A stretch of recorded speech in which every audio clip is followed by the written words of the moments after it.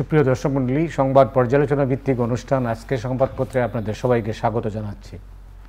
দর্শক মণ্ডলী, আমাদের সঙ্গে রয়েছেন ডক্টর বদিউল আলম মজুমদার। স্বাগত মজুমদার ভাই আপনাকে স্টুডিওতে। ধন্যবাদ আপনাকে। শিরোনামটা দেখে নিই, কাগজ কম, কারণ আন্দোলনের কারণে নানা কারণে কাগজ দেরি হচ্ছে। কালবেলা শিরোনাম হচ্ছে ব্যাংকের কাছে টাকা এখন আরও আকর্ষণীয়, সংঘাত সংঘর্ষে উত্তাল দেশ, নিহত 6। মানব জমিন টালমাটাল দেশ, সংঘর্ষ, গুলি, নিহত 6, রক্তই কি বেছে নিলাম আমরা। দেশ রূপান্তর, বিভীষিকার দিন 6, প্রাণ ক্ষয়। স্কুল কলেজ অনির্দিষ্টকালের জন্য বন্ধ। যায় যায় দিনভর সংঘর্ষে 6 জন নিহত, মুক্তিযোদ্ধাদের সর্বোচ্চ সম্মান দিতে হবে প্রধানমন্ত্রী। সময়ের আলো, সহিংসতায় ঝরল 6 প্রাণ। সারা দেশের সব শিক্ষা প্রতিষ্ঠান বন্ধ ঘোষণা। খবরের কাগজ, সারা দেশ উত্তাল, নিহত 6, মুক্তিযোদ্ধাদের সর্বোচ্চ সম্মান দেখাতে হবে। আলোকিত বাংলাদেশ, দেশ জুড়ে দিনভর সংঘর্ষে নিহত 6, মুক্তিযোদ্ধাদের সর্বোচ্চ সম্মান দেখাতে হবে প্রধানমন্ত্রী। The Business Standard 6 kill in Dhaka, Chittagong, Rangpur, এসকোটা, protesters, police, BCL activists clash. The Financial Express, 6 killed, hundreds injured in massive clashes. সংঘাত সংঘর্ষ সারা দেশেই কিন্তু ছড়িয়ে পড়েছে। এই আপনি জানেন, কোটা সংস্কারের আন্দোলনের এই অবস্থায় 6 জন নিহত, বহু সংখ্যক গুলিবিদ্ধ, গুলি হয়েছে এবং গুলিতেই বেশিরভাগ মারা গেছেন। পুলিশের গুলি আর পেটোয়া বাহিনী বা প্রাইভেট বাহিনীর গুলিতে মারা গেছে। পরিস্থিতিটা কিন্তু অন্যদিকে মন নিচ্ছে, শিক্ষা প্রতিষ্ঠান বন্ধ এবং সার্বিক পরিস্থিতি সম্পর্কে তো আপনার ধারণা আছে। আপনি কীভাবে দেখছেন? অনেক ধন্যবাদ। তো আমি অত্যন্ত লজ্জিত, ক্ষুব্ধ। লজ্জিত এই কারণে, এই যে এই ঘটনাগুলো ঘটছে, নৃশংসতা ঘটছে এবং 6টি প্রাণ ঝরে পড়েছে অকারণে, এবং যারা করেছে পুলিশের সাথে যুক্ত ছিল, কিন্তু এটা শুরু করেছে ছাত্রলীগ। এবং আমি এককালে, এবং এই সহিংসতা শুরু হয়েছে প্রথম ঢাকা বিশ্ববিদ্যালয়ে। আমি ঢাকা বিশ্ববিদ্যালয়ের ছাত্র ছিলাম। তারপরে এই সংগঠন ছাত্রলীগের সাথে আমি জড়িত ছিলাম এককালে। 69-এর গণ আন্দোলনের সময় আমি তখনকার ইকবাল হল, এখনকার জহুরুল্লাহ হলের সাধারণ সম্পাদক ছিলাম। তো আমাদের হাত দিয়ে আন্দোলন হয়েছে এবং আপনিও এই সংগঠনের সাথে যুক্ত ছিলেন। আমি নিজে চরমভাবে লজ্জিত, কারণ এই সংগঠনের সাথে এর একটা ঐতিহ্য আছে এবং আপনি এই সংগঠনের সাথে ছিল ঐতিহ্য পুরনো। ওকে, সো এই ঐতিহ্যের কারণে এবং আমরা ঐতিহ্যের অংশ, কারণ আমাদের ভূমিকার কারণেই এই ঐতিহ্য সৃষ্টি হয়েছে। কিন্তু এই ঐতিহ্যকে শুধু ভুলুণ্ঠিতই করে নাই, এখন এটা একটা পেটুয়া বাহিনী, এটা একটা সন্ত্রাসী বাহিনী, এটা একটা মানে বিভিন্নভাবে মানুষ তাদেরকে এখন বিভিন্ন রকম বিশেষণ ব্যবহার করছে এবং এটা চরমভাবে লজ্জাস্কর। এবং আমি সত্যিই আমার মাথা হেঁটে হয়ে যায়।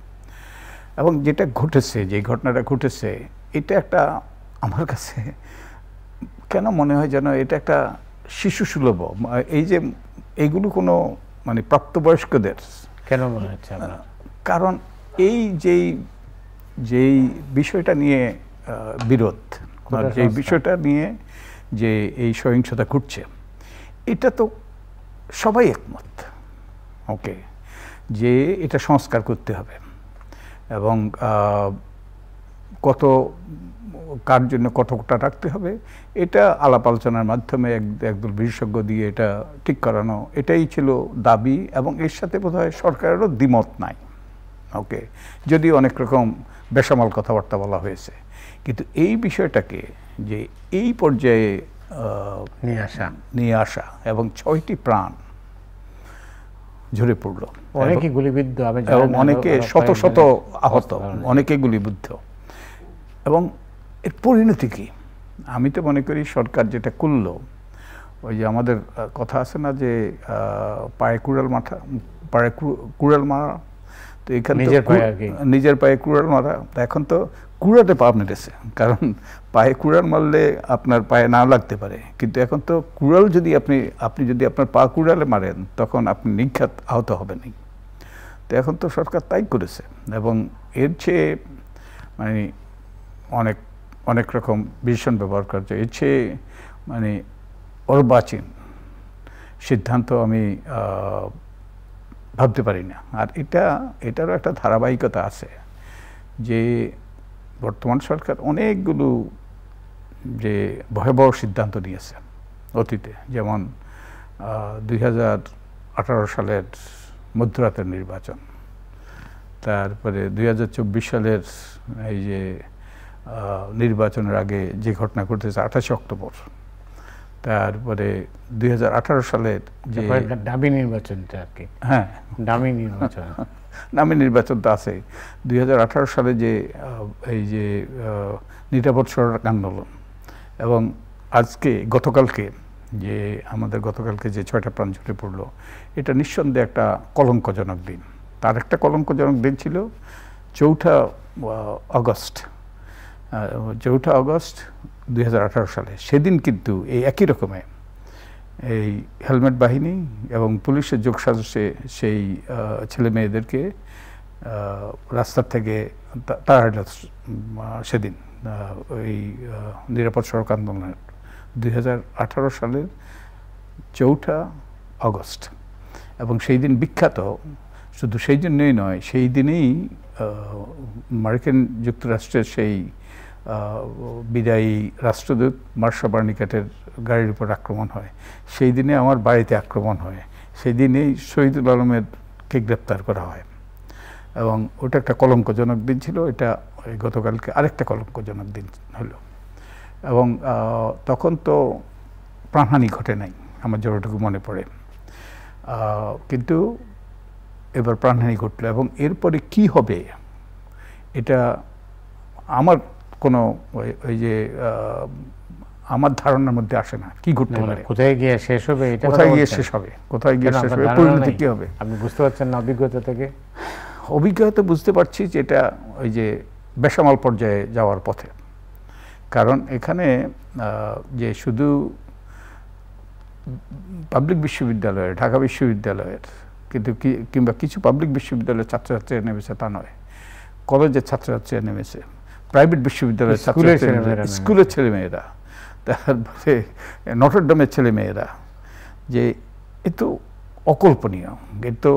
অতীতে খুব কম সময়ে নটরডেমের ছেলেমেয়েরা এরকম ঘটেছে। তো তার মানে মানুষের মধ্যে যে অসন্তোষ, এবং এই স্কুলের ছেলেমেয়েরা তো আর কোটার জন্য আন্দোলন করতেছে না, এবং এই যে এবং অনেক সাধারণ মানুষকেও। এটার কারণটা হচ্ছে ঢাকা বিশ্ববিদ্যালয়ে যেভাবে মানে কোটা সংস্কার আন্দোলনের সঙ্গে যারা যুক্ত, তাদেরকে যেই মেয়েদেরকে যে উপর যেভাবে নির্যাতন চালানো হয়েছে, সেটার কারণেই কিন্তু এই প্রতিক্রিয়াটা হয়েছে সারা দেশে। এবং আন্দোলনটা কিন্তু শুধু ঢাকা কেন্দ্রিক না, সারা দেশে। এবং যে কোনো বিবেকবান মানুষ এই মেয়েদের উপর যে লাঞ্ছনা করলো, এবং যে কোনো বিবেকবান মানুষ ক্ষুব্ধ হইতে বাধ্য, এবং ক্ষুব্ধ হয়ে তারা প্রতিবাদী হইতে বাধ্য, দলমত নির্বিশেষে। এবং এই যে আরেকটা যে জিনিস, তারা যে তাদের মানে চিন্তার মধ্যে আসে নাই, ভাবতেও পারে না যে এই যে এখন যারা কোটা আন্দোলন করছে, এই ছেলেমেয়েরাই কিন্তু স্কুলের ছাত্র ছিল 2018 সালে, যখন সেই নিরাপদ সড়ক আন্দোলন হয়েছিল। এবং তাদের মধ্যে যে ক্ষোভ, তাদের মধ্যে যে অসন্তোষ, এবং তাদের মধ্যে যে যে যে একটা যে তারা যেই রকম নিগ্রহ শিকার হয়েছে, এবং এই কোটা আন্দোলনের মাধ্যমে আমি মনে করি এটার একটা বহিঃপ্রকাশ ঘটেছে। তো এটার পরিণতি দিয়ে কোন দিকে যাবে, এবং এটা আমি তো মনে করি, আমি যেটা বললাম, কুড়ালে পা মেরেছে, তো এটার পরিণতি ভয়াবহ হইতে পারে। না, আপনি একটা জিনিস লক্ষ্য করেছেন, ঢাকা বিশ্ববিদ্যালয়ের অভ্যন্তরে ক্যাম্পাসে বহিরাগতরা যেভাবে তাণ্ডব চালিয়েছে, তো ভিসি হিসাবে কি কোনো দায়িত্ব নেই নাকি উনি বলবেন যে আমি আন্দোলনে আছি? ওকে, ভিসির দায়িত্ব আছে, শিক্ষকদের দায়িত্ব আছে, কারণ শিক্ষকটা অভিভাবক, এবং এই অভিভাবকরা ছাত্রছাত্রীদের রক্ষা করতে হবে। এবং একজন শিক্ষকও তো আমি দেখলাম না বাইরে এসে প্রতিবাদ করলো কিংবা একটা বক্তব্য দিল, যে কোনো শিক্ষককেই কোনো রকম উদ্যোগ নিতে দেখলাম না, এবং দুঃখজনক। আরেকটা হইল এই যে ইস্যুটি নিয়ে হলো যে এটা কোটা আন্দোলন, এর তো সমাধানযোগ্য অতি সহজেই, এটা আলাপ আলোচনার মাধ্যমে এটা সমাধান করা যায়। আলোচনা তারা করতে রাজি হয়? হ্যাঁ, করতে রাজি হয়নি, ওইটাই তো নির্বুদ্ধিতা। আরেকটা হলো যে এই যে কি ইস্যুতে, এই যে রাজাকার তো বলা হয় যে ছাত্রছাত্রীরা রাজাকারের স্লোগান দিয়েছে। হ্যাঁ, তারা বলেছে একটা অংশ, বাকি অংশটা তো কেউ বলে না। হ্যাঁ, বাকি অংশটা বলে না যে আন্দোলন করলাম অধিকারের জন্য হইলাম রাজাকার, কি আন্দোলন হলো অধিকারের জন্য আর আমরা হলাম রাজাকার। তো এটা তো তাদের যে একটা মানে এই ক্ষোভ, এটা ক্ষোভেরই বহিঃপ্রকাশ। এবং এদেরকে রাজাকার বলে তাদেরকে চিহ্নিত করা এবং রাজাকার বলে তাদের বিরুদ্ধে এই সকল বিষোদ্গার করা এবং ইচ্ছে অর্বাচীন, আমি তো ভাবতে পারি না। আর আরেকটা জিনিস কি, আমরা ভুলে গিয়েছি এই রাজাকার শব্দ, তারপর জয় বাংলা শব্দ, এগুলোর এত অপব্যবহার করা হয়েছে এবং হচ্ছে, এবং যার ফলে এই যে যেমন এইসব স্লোগান ছিল আমাদের গর্বের স্লোগান, জয় বাংলা, আর এগুলো ব্যবহার করেই কিন্তু অনেক অপকর্ম করা হয়েছে। এবং এগুলো ব্যবহার করে এই যে রাজাকার বলা, যাকে তাকে রাজাকার বলা, যে কেউ সরকারের সমালোচনা বলা হয়েছে যে ৮০% মানুষই রাজাকার, এটা কি করে সম্ভব? এবং এই সারা দেশে লক্ষ লক্ষ ছেলে মেয়ে সবাই রাজাকার, তারপরে এই যে স্কুলের ছেলে মেয়েরা রাজাকার। এবং যেটা হয়েছে যে এগুলোতে এত অপব্যবহার করা হয়েছে রাজনৈতিক স্বার্থে, এবং যার ফলে এগুলো এখন অনেক ক্ষেত্রে খেলা হয়ে গিয়েছে। এবং এগুলো আর গুরুত্ব, এগুলো আমাদের ওই যে গর্বের, এগুলো আমাদের জন্য ওই যে এমন স্লোগান আর রইল না যেটা নিয়ে আমরা গর্ব করতাম অনেকের কাছে। না, একটা জিনিস তো আমার মনে হয়, কেন যেন আমার মনে হয় যে এই যে সমস্ত স্লোগানের মধ্য দিয়ে আমরা দেশটাকে আরো বিভক্তির দিকে ঠেলে দিচ্ছি। ইনফ্যাক্ট আমরা সিম্বল অ্যান্ড স্লোগান, এগুলোর কোনো রকম গুরুত্ব নেই, গুরুত্বহীন সিম্বল অ্যান্ড স্লোগান, এর মাধ্যমে আমরা দেশটাকে খণ্ড করে ফেলেছি। আর আরেকটা হলো কি, এই স্লোগানকে কীভাবে ব্যবহার করা হয়েছে। আমাকে একজন সাবেক জাহাঙ্গীরনগর ইউনিভার্সিটির ছাত্র বলেছে যে তারা যখন সেই ওই সেঞ্চুরিয়ানের বিরুদ্ধে কি নাম যেন, ওই যে সেঞ্চুরিয়ান বলে গিয়েছে এখন, সেই সেঞ্চুরিয়ানরা যখন সেখানে তাণ্ডব চালাচ্ছিল, যে তখন তারা যেই স্লোগান দিয়ে তারা এইসব তাণ্ডব শুরু করত, জয় বাংলা। এবং এই ছাত্র আমাকে বলেছে, সে তখনকার ছাত্র ছিল এবং ওই প্রতিরোধের অংশ ছিল। সে বলেছে যখনই এই স্লোগান দিত তখনই আমাদের মধ্যে একটা প্রতিক্রিয়া হইতো যে আসতেছে তারা। তো এই স্লোগানের সাথে এখন অপকর্ম, অন্যায় এবং এগুলোর অপব্যবহার জড়িত হয়ে গিয়েছে দুর্ভাগ্যবশত। কিন্তু এগুলো আমাদের গর্বের স্লোগান ছিল। তো আমার মনে হয় এর বন্ধ হওয়া দরকার। আমরা যারা এইসব ব্যবহার করছে তাদের বন্ধ করা দরকার। কারণ এটা করে তারা আমাদেরকে জাতিকে খণ্ড করছে এবং জাতিকে খণ্ড করে, এবং এর পরিণতিও কিন্তু ভয়ানক। না, দেশটার অর্থনীতি এটা প্রচণ্ড চাপের মধ্যে আছে। অর্থনীতি, নিত্যপণ্যের দাম অনেক বেশি, মানুষের মধ্যে ব্যাপক প্রতিক্রিয়া। এই অবস্থার মধ্যে এই ধরনের কী করে এই যে অযথা এই ধরনের আন্দোলন সৃষ্টি করা, কী করে দেশটাকে বিভক্ত করার দিকে নিয়ে যাওয়া, এতে লাভটা কী হবে? দেশের কোনো লাভ হবে কিনা? ওয়েল, তারা, আমার যেটা মনে হয় আর কি, তারা মনে করেছে তারা অতীতে অনেকগুলো এই যে এইরকম আন্দোলন, মানুষের অসন্তোষ, মানুষের এই যে রাস্তায় নামা, এগুলো কিংবা ওই কারচুপির নির্বাচন, এই সব সমস্যার সমাধান করেছে বল প্রয়োগ করে, বিভিন্ন রকম মানে ভয়ানক সিদ্ধান্ত নিয়ে, গুরুতর অন্যায় সিদ্ধান্ত নিয়ে, এবং সেই তাদের পেটুয়া বাহিনীকে ব্যবহার করে, তারপর আইনশৃঙ্খলা রক্ষাকারী বাহিনীকে ব্যবহার করে তারা এটা করেছে এবং পার পেয়ে গিয়েছে। এখন এই পার পেয়ে যাওয়ার ফলে মনে হয় একটা এই যে তাদের মধ্যে একটা এরকম একটা ভাব সৃষ্টি হয়েছে, তারা ওই যে ইনভিনসিবল ইংরেজিতে যেটা বলে, তাদেরকে আর ধরা ছোঁয়া যাবে না, ধরা ছোঁয়ার ঊর্ধ্বে উঠে গিয়েছে। এইরকম একটা, এই জন্যই বলতেছি এটা শিশু সুলভ।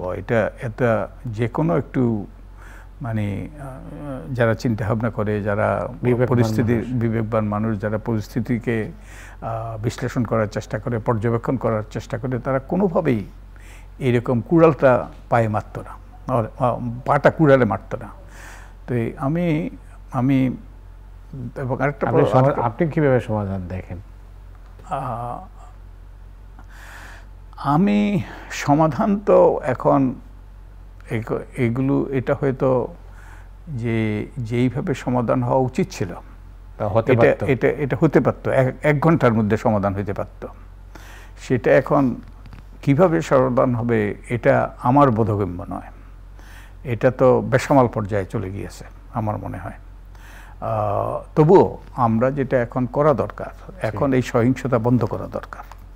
এবং সহিংসতা শুধু বন্ধই নয়, যারা এই সহিংস আচরণ করেছে, যারা এই প্রাণহানি ঘটিয়েছে, অনতিবিলম্বে তাদেরকে গ্রেপ্তার করে তাদের বিচারের মুখোমুখি করা। শুধু তাই নয়, অনেক ব্যক্তি কিন্তু উস্কানি দিয়েছে, ওই যে হুকুমের আসামি বলা হয়, অনেক ব্যক্তি কিন্তু উস্কানি দিয়েছে, হুকুম দিয়েছে এক অর্থে যে তো আইনের শাসন যদি থাকতে হয়, আইন যদি নিজের গতিতে চলে, তো যারা এরকম উস্কানি দিল, যারা হুকুম দিল, তো তাদের বিরুদ্ধে তো আইনি ব্যবস্থা নেওয়া দরকার। তারা কি হুকুমের আসামি? হ্যাঁ, হুকুমের আসামি হিসেবে। তো এই রকম আমরা ভাষা তো অতীতে ব্যবহার করি নাই যে, এবং যাদের কোনো রকম এইরকম কোনো স্পষ্ট বক্তব্য ছিল না, তো কিন্তু এবার তো স্পষ্ট বক্তব্য ছিল। আর আরেকটা হলো যে, যেমন ওই যে 10 মিনিটের যে স্কুল, এবং আমি জানি না এটা কি, এটা স্ট্যাটাস দিছে এই জন্য আপনার 5 কোটি টাকা তার, এবং এটা পপুলার ওই যে প্রোগ্রাম, এবং এটা কি তাদের নিজেদের অর্থ করি? এ তো সরকারি অর্থ করি, মানুষের ট্যাক্সের টাকা কিংবা আমাদের ধার করা টাকা, এবং তারা কি তাদের এই যে নিজেদের পছন্দ রাজনৈতিক স্বার্থে? অপরাধটা কি? ওনার একটা ভিন্ন মত থাকতেই পারে, এটা তো কোনো অপরাধ না। এই যে এইসবই মানে ওই যে বেসামাল। তো এই বেসামালের পরিণতি কি হবে আমি ঠিক জানি না। এখন সর্বশেষ যেটা আপিলের অনুমতি চেয়ে রাষ্ট্রপক্ষের কাছে আবেদন জানানো হয়েছে, তো এতে কি আপনি মনে করেন যে মীমাংসার পথে যাইতে পারে? আমি জানি না। এগেইন এই যে বারবার করে এখন বলা হচ্ছে আদালত, তো এখন বাঙালিকে হাইকোর্ট দেখানো আর কি। তো আমরা সবাই জানি যে এগুলো কিভাবে এইসব চলে, কিংবা এইভাবে এগুলো কিভাবে মানে বিভিন্ন প্রতিষ্ঠান ব্যবহৃত হয়। তো আমি জানি না এটা কি হবে, কিন্তু পরিস্থিতি এখন যেই পর্যায়ে গিয়েছে, আমি নিশ্চিত নই। এই যে আদালত তো আগামী মাসের কত 7 তারিখ পর্যন্ত, এবং 7 তারিখ পর্যন্ত যে কি ঘটবে, যদি না আমাদের কুল হেডস প্রিভেইল, আমরা যদি বিবেক বুদ্ধি বিবেচনা যদি খরচ না করি, এবং আমরা যদি এই সহিংসতার, এবং এখনও তো আস্ফলন করছে, এবং শুধু তাই নয় যে আপনার আমার উত্তরসূরিরা, আমি গতকালকে শুনেছি, লজ্জাস্কর যে তারা বলেছে যারা এই সহিংসতা করেছে তাদেরকে শাস্তির আওতায় আনতে হবে। তো আমরা তো সবাই দেখেছি, এবং তারা মনে করে যে আমরা সবাই যেন অন্ধ, বোকা, তারপরে আমরা কিছু দেখিও না, বুঝিও না সারা দেশে। এতে কি আপনার কোনো সন্দেহ আছে? কেন মনে হয়? মানে যে এই কাজ তারা করে আসছে, এবং আরেকজনকে আমি 3টা হেডিং পড়ি, সম্ভবত দেশ রূপান্তরে। এবং আপনি হেডিংটা বলেন, তার আগে ওই একজন নেতা, বড় নেতা বলছে যে এটা তারেক রহমানের আন্দোলন, যে তারেক, যাই হোক না, উনি বলছেন, ওবায়দুল কাদের বলছেন যে পেছনে মতলবী মহল আছে।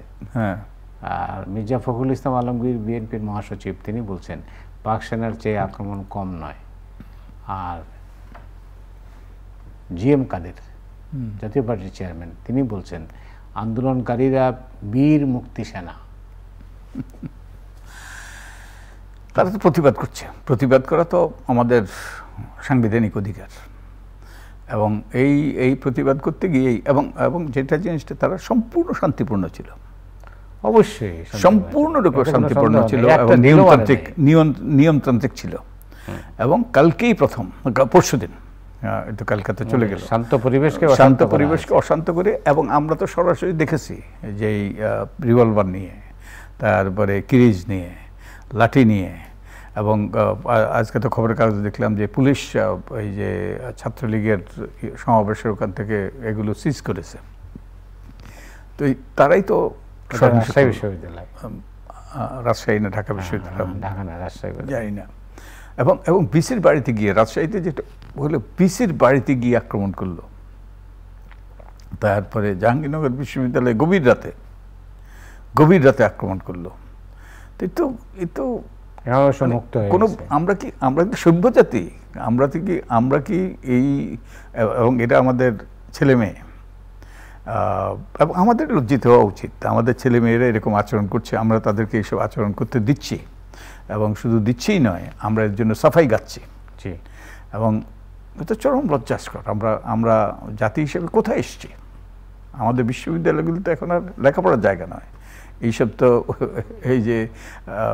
এই যে সহিংসতা এবং এই আস্ফালনের জায়গা, এবং নিগ্রহের জায়গা, এবং এগুলো কিন্তু যে দণ্ডবিধিতে অপরাধ, এগুলো দণ্ডবিধিতে অপরাধমূলক কর্মকাণ্ড, এবং এগুলোর কোনো ব্যবস্থা নেই। দণ্ডবিধি তো আপনার কিতাবেই আছে, কিতাবের বাইরে তো আপনি নিতে পারছেন না। আমি যে প্রশ্নটা আপনাকে করতে চাচ্ছিলাম, যেহেতু আপনি